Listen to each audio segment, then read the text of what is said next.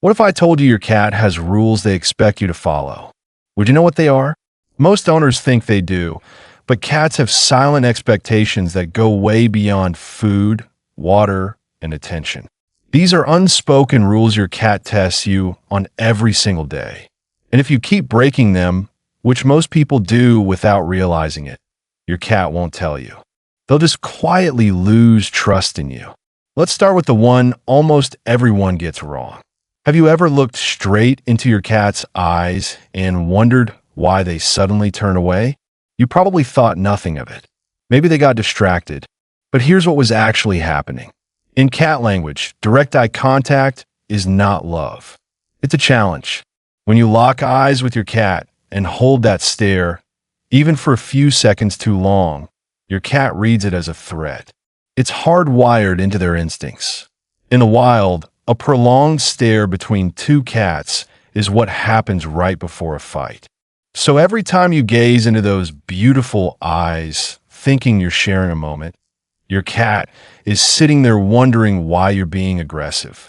A study published in the journal Animal Cognition found that cats actively avoid eye contact with people who stare at them directly, but move closer to people who blink slowly and look away.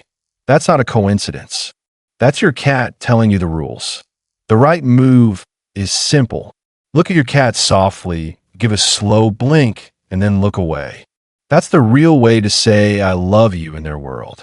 And if you've been staring without knowing this, don't worry.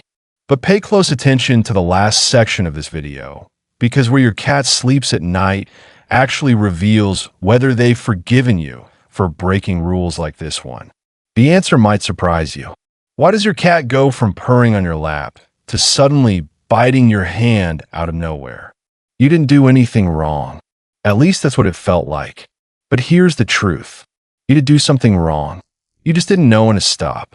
Cats have a neurological threshold for physical touch. Once you cross it, what started as pleasure turns into overstimulation. And when that switch flips, your cat isn't being mean. They're telling you that you broke the rule. Researchers call it petting-induced aggression. It happens because the repeated stimulation on their skin starts to irritate the nerve receptors. Think of it like someone rubbing the same spot on your arm over and over. At first it feels nice, then it gets uncomfortable, then it's unbearable. The signs are always there before the bite. Their tail starts twitching. Their ears flatten slightly. Their skin ripples along the back. Most owners miss every single one of those signals because they're too focused on how cute the moment is. The rule is simple. Pet in short sessions. When you see any of those signals, stop. Let your cat decide when they want more. That's not rejection. That's your cat teaching you how they want to be loved. And hey, before we move on, if this is already changing the way you see your cat, hit like and subscribe so we can reach more owners who want to learn the rules their cat will never meow about. You know that one spot your cat always sleeps in? What happens when you move the blanket, rearrange the couch, or toss out that old box they loved? Most owners don't think twice about it. You're just cleaning up. But to your cat, you just destroyed something that belonged to them. Cats don't see your home the way you do. They map their entire world through scent and territory. Every spot they claim gets marked with the pheromones from their face and paws. That's their way of saying this is mine, this is safe, I belong here. So when you move their favorite blanket to a different room or rearrange the furniture, your cat doesn't just feel annoyed. They feel displaced. That sense of security they built around that spot is suddenly gone, and they have no idea why. A study from the Journal of Feline Medicine and Surgery found that environmental disruption is one of the top triggers of stress in indoor cats. Something as small as moving a bed to the other side of the room can cause anxiety, loss of appetite, and even litter box avoidance. The rule here is respect what they've claimed. If your cat has chosen a spot, that's not random. That's a decision. And if you absolutely need to move something, do it gradually. Shift it a little at a time so your cat can adjust without feeling like their safe space just vanished overnight. Do you ever talk to your cat while they're eating? Maybe you stand nearby and say something sweet while they munch away. It feels harmless, right? But your cat doesn't see it that way. Not even close. In the wild, mealtime is one of the most vulnerable moments for any cat. Their head is down, their senses are focused on the food, and their guard is lower than at any other point in the day. That instinct doesn't disappear just because they live indoors now. So when you hover over their bowl, talk to them, or reach down to pet them mid-meal, your cat's survival brain kicks in. They can't fully relax into eating because part of their mind is now tracking you. Even if they don't run away, the stress is happening internally. You just can't see it. What you can see is the aftermath. Cats who feel pressure during meals start eating too fast, and that leads to vomiting, food guarding, or even avoiding the bowl altogether. And in multi-cat households, the same thing can happen even without you standing there.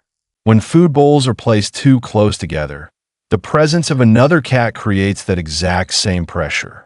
So even if you walk away, they still don't feel safe eating at their own pace. The rule is simple. When your cat is eating, give them space. No talking, no touching, no standing over them. And if you have more than one cat, give each one their own spot to eat. Those few minutes at the bowl belong to them, and only them. When you come home after a long day, what's the first thing you do? Toss your keys, check your phone, kick off your shoes. But have you ever noticed your cat was right there waiting for you? Most owners walk right past them without a second thought.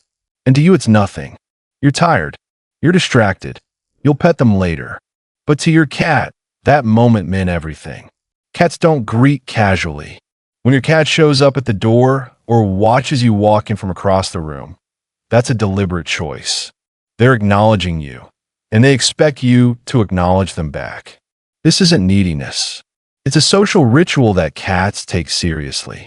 Researchers who study feline behavior have found that cats form greeting patterns with their owners just like they do with other cats they trust. A slow approach, a tail up, maybe a soft chirp. That's their version of saying, "I noticed you, and I'm glad you're here." When you ignore that moment, your cat doesn't throw a fit. They just quietly file it away. And over time, those missed greetings add up. Your cat starts meeting you at the door less. They stop chirping when you walk in. Not because they stopped caring, because they learned that you don't follow that rule. The fix takes 3 seconds. When you walk in, give your cat a slow blink. Say something soft. And that's it. That's all they ever wanted from you. Have you ever wondered why your cat chooses to sleep where they do? Maybe it's on your chest, at the foot of the bed, or in a completely different room. You probably never thought much of it, but that choice is the most honest thing your cat will ever tell you. Remember earlier when we talked about staring into your cat's eyes and how they read that as a threat? This is where it all comes together. Because where your cat sleeps is the final verdict on how safe they truly feel around you. A cat who sleeps on your chest or curled up near your face is telling you something powerful.